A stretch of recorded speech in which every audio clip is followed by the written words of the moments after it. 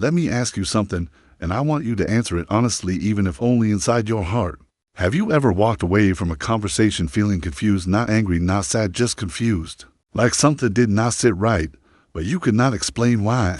Or maybe you felt guilty even though you did not do anything wrong. You replay the conversation in your head again and again, trying to understand where you made the mistake. If that sounds familiar, stay with me for the next few minutes. Not because I want to scare you, not because I want to blame anyone, but because what you are feeling has a reason, and it is not weakness. That confusion, that guilt, that quiet heaviness in your chest are not random emotions. They are often the result of very specific psychological mind games that manipulators use slowly, quietly, and often without you even realizing it. And here is the most important thing I want you to hear right now. Intelligent people get manipulated. Kind people get manipulated. Emotionally strong people get manipulated. This is not about being weak. This is about being human. Take a breath and let us talk calmly, honestly, and human to human. Manipulation does not usually start with control. It starts with connection. The people who manipulate emotions rarely come into your life looking dangerous. They do not announce themselves. They do not say, "I am here to control you." They come as someone you trust, a partner, a family member, a friend, a colleague, sometimes even someone who says they care deeply about you. Slowly, almost invisibly, they begin to shape how you feel, how you react, and eventually how you see yourself. One of the first signs is confusion. You start doubting your own reactions. You wonder if you are overthinking. You ask yourself if you are being too sensitive. You feel guilty for feeling hurt. And that guilt is powerful. Guilt makes good people quiet. Guilt makes kind people comply. Guilt makes you question yourself instead of questioning the situation. Manipulators understand this better than most people ever will. They do not need to raise their voice. They do not need to threaten you. They do not need to control your body. They only need to control your emotions. And the easiest emotions to control are guilt and confusion. Imagine a simple situation. You express discomfort about something someone said or did. You are calm, respectful, and honest. Instead of listening, they respond with something like, "I cannot believe you would think that about me." Or, "After everything I have done for you, this is how you see me." Or even softer, "Wow, I did not expect this from you." Nothing aggressive, nothing obvious. But suddenly the focus shifts. It is no longer about what hurt you. It is about how they feel hurt. And just like that, confusion enters the room. You start thinking, maybe I should not have said anything. Maybe I misunderstood. Maybe I am the problem. This is not an accident. This is psychological redirection. Instead of addressing the issue, the manipulator redirects emotional responsibility onto you. They do not deny your feelings directly. They make you feel bad for having them because you are human, because you care. Guilt appears. That guilt keeps you from pushing further. It keeps you from setting boundaries. It keeps you quiet next time. Over time, this becomes a pattern. You begin to edit yourself before speaking. You walk on emotional eggshells. You choose silence over honesty without even realizing when it started. Another powerful mind game is subtle reality distortion. This is when someone gently and consistently makes you question your memory, perception, or understanding of events. You remember something clearly and they say it never happened. You recall a conversation word for word and they insist you are remembering it wrong. They do not always sound harsh. Sometimes they even smile. They say you are reading too much into it. "That is not what I meant. You are being dramatic." At first you brush it off because everyone misunderstands sometimes. But when it happens again and again, you start doubting yourself. You wonder if your mind exaggerates. You wonder if your emotions are unreliable. You wonder if your memory can be trusted. This creates deep confusion. Confusion is dangerous because when you do not trust your own perception, you rely more on theirs. That is how emotional control forms, not through force, but through uncertainty. Manipulators often present themselves as calm and logical while framing you as emotional, sensitive, or unstable even when you are not. Over time, you begin to see yourself through their words instead of your own experience. Another common tactic is emotional withdrawal.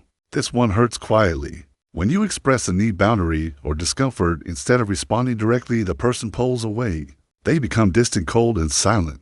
No explanation, no conversation, just absence. Absence triggers anxiety in the human brain. You start asking yourself, did I do something wrong? Should I apologize? How do I fix this? Even if you did nothing wrong, you feel responsible for restoring the connection. So you reach out.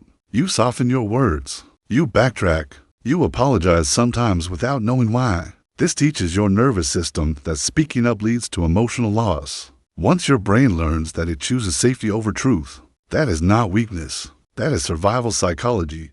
Manipulators understand this instinctively. They also use selective kindness. They are warm when you comply and distant when you do not. Supportive when it benefits them and critical when you assert yourself. This creates emotional confusion because the person you care about seems to change without warning. You chase the version of them that feels safe. You try to earn the warmth back. Without realizing that your behavior starts revolving around their approval.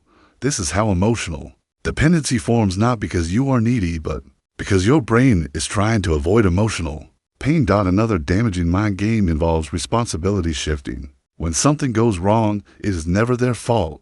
If they hurt you, it is because you misunderstood. If they raised their voice, it is because you pushed them. If they crossed a line, it is because you did not stop them sooner. Slowly you become the emotional manager of the relationship. You regulate their mood, prevent their anger, and protect their feelings. But who is protecting yours?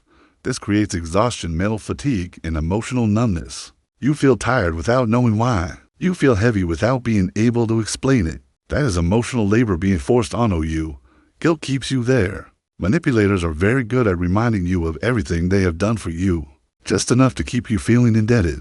Old favor sacrifices moments when they were there for you, not to connect, but to control. The message underneath is simple: you owe me. When you believe you owe someone emotionally, boundaries feel selfish. But boundaries are not punishment. They are protection. Manipulation does not always come from bad people. Sometimes it comes from wounded, insecure people who learn control instead of communication. Understanding this can bring compassion, but compassion should never cost you your emotional safety. You can understand someone's pain without carrying it. You can empathize without surrendering yourself. Another mind game that creates deep guilt is exaggerated dependence. Someone makes you feel like they cannot function without you, that their happiness depends on your presence, and that your distance would destroy them. This feels heavy because caring people do not want to hurt others. But this is emotional pressure disguised as vulnerability. You are not responsible for another adult's emotional survival. Love does not demand self-erasure. Manipulators blur that line intentionally. They make you feel special, needed, irreplaceable, and trapped. Over time, you may notice something else. You talk less. You share less. You feel smaller. Your world narrows around managing someone else's emotions. The worst part is you might not even realize how far you have drifted from yourself. This is why confusion is such an important signal. Confusion is the mind saying something is wrong, but I do not feel safe naming it. Guilt is the heart saying I have been taught to prioritize others over myself. When these two emotions appear together repeatedly, it is time to pause and reflect. Not panic, not accuse, just observe. Healthy relationships do not leave you constantly confused. They do not make you feel guilty for having feelings. They do not punish honesty with distance. Healthy people can hear discomfort without collapsing or attacking. They can take responsibility without shifting blame. They can disagree without making you doubt your reality. You deserve that, no matter your age, your past, or how many times you have been told otherwise. If you are young, this knowledge protects your future. If you are older, it protects your peace. If you are somewhere in between, it protects your identity.